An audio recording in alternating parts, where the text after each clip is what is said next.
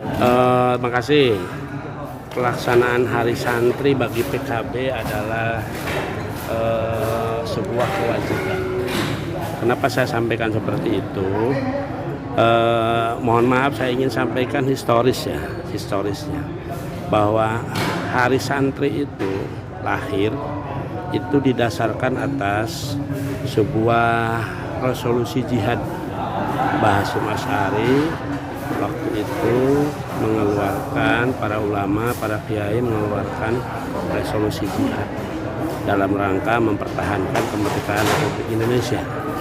Dan resolusi jihad itu lebih dikenal sebagai sebuah semangat keagamaan di bawah naungan Nahdlatul Ulama. Kita tahu bahwa Partai Kebangkitan Bangsa ini kan partai yang dilahirkan oleh para ulama, para kiai, pengurus besar Nahdlatul Ulama. Sehingga sangat erat sekali kaitannya kalau Partai Kebangkitan Bangsa dengan Hari Santri. Dan menurut informasi yang kami terima, bahwa pada saat Bapak Presiden Jokowi mau mencanangkan tanggal 22 Oktober itu Hari Santri, penggagasnya adalah Gus Muhaimin, Ketua Umum PKB pada saat itu, yang menyampaikan kepada Pak Jokowi agar pada tanggal 22 Oktober ini dijadikan Hari Santri Nasional.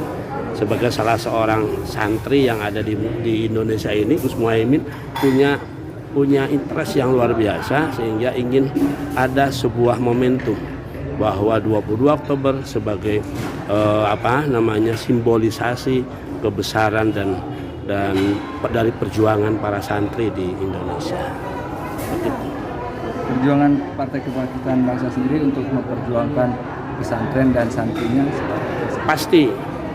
Ketua Umum di beberapa tempat, di beberapa kegiatan, di beberapa acara selalu menyampaikan bahwa seluruh pengurus, seluruh kader PKB, apalagi pengurus atau kader PKB yang mendapatkan amanah menjabat baik di eksekutif maupun di legislatif, itu harus memperhatikan dan memperjuangkan harapan pondok pesantren, harapan para santri.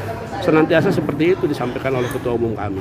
Dan oleh karenanya maka kami di DPRD Kabupaten Kuningan pastinya selalu melakukan komunikasi dan menyerap aspirasi dari pesantren-pesantren. Walaupun kami jujur katakan dengan keterbatasan kemampuan yang kami miliki, kami belum bisa maksimal melakukan ikhtiar upaya untuk merespon harapan-harapan para santri. Kekurangan apa sih yang masih dimiliki oleh pondok pesantren yang perlu?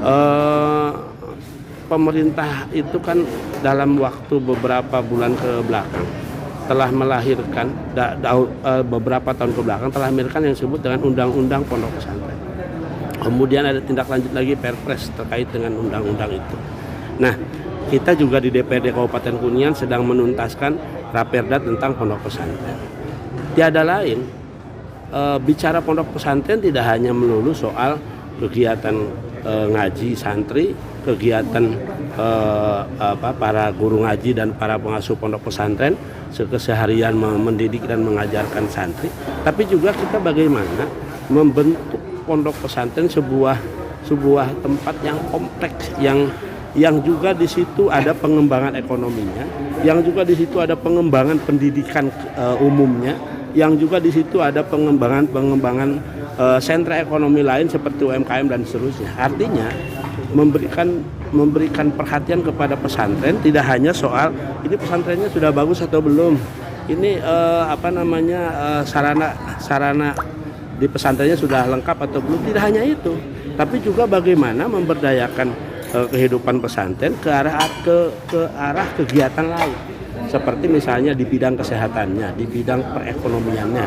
Itu jauh lebih itu juga merupakan sesuatu yang harus diperhatikan oleh kita.